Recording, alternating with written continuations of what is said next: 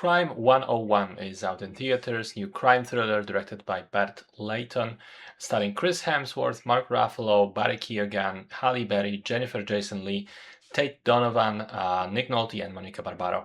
Based on a novel by Don Winslow. Hemsworth plays a high-end thief who robs couriers carrying expensive packages like jewelry, diamonds, and so on. He operates along the California 101 highway, which is where the movie's title comes from. Ruffalo is a tired, grizzled police detective who is on his trail, and Halle Berry is an insurance company executive responsible for policies securing exactly the types of merchandise that Hemsworth steals.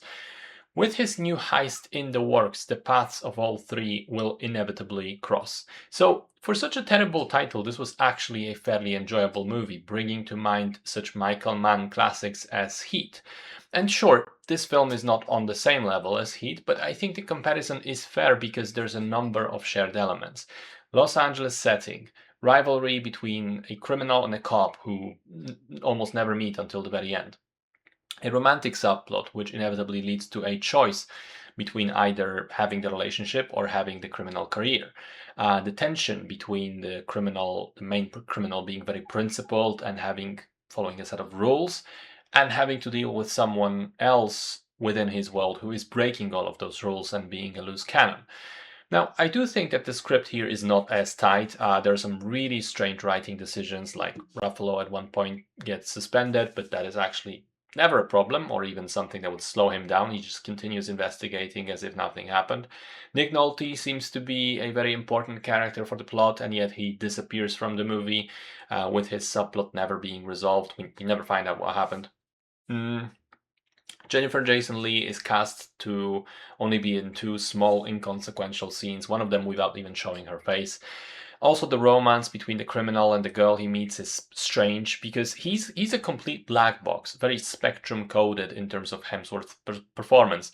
He doesn't keep eye contact, he doesn't smile, he's very introverted, gives brief, specific, concrete answers, doesn't ask follow-up questions of the girl, and is even addressed at the first date, sort of. But then they continue meeting and dating, and you gotta ask yourself the question, why is she into him? I mean, he is hot, okay. For a one-night stand, I can excuse this, I can understand this, but she knows absolutely nothing about the guy. What is it about him that draws her in?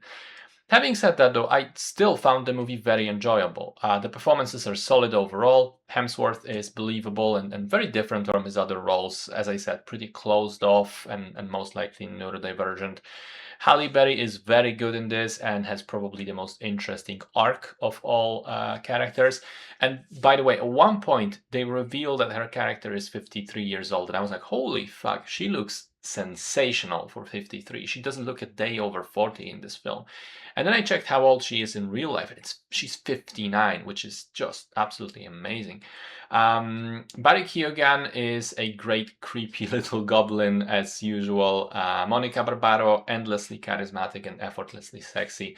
I liked the heist scenes and the car chases. I liked the editing of the scenes and how the scenes sort of transition from one to the next, how they flow together, how the camera will often put two characters in roughly the same location so that we can easily transition to the next scene, sort of switch perspectives.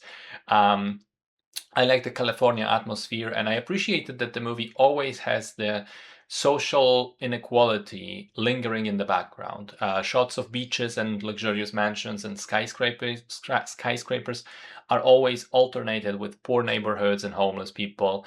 And it's also definitely seen in the characters. Hemsworth is said to come from nothing. Halle Berry's entire arc is realizing she's getting fucked over by people richer than her. Ruffalo is visibly struggling for money, hence his final decision and gambit at the end. I liked it. I think it is definitely a bit flawed and could have used a tighter script, but between the performances, action, and a cool Heat-like heist thriller vibe, it's a really pleasant movie to watch.